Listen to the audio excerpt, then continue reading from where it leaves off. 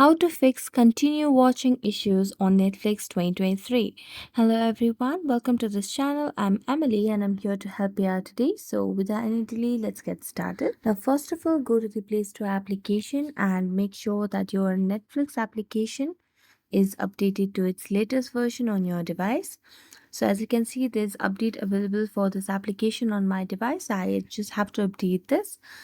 And after updating, all I have to do is go to the settings of the device and then scroll down and tap on apps, then tap on manage apps,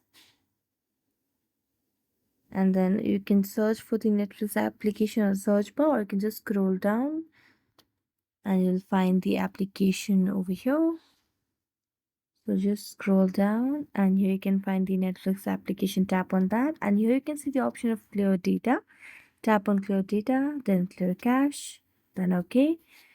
Then tap on app permission. Make sure all the necessary options are toggled on, such as files and media, your microphone. Now go back and tap on the power button and tap on reboot and restart your device.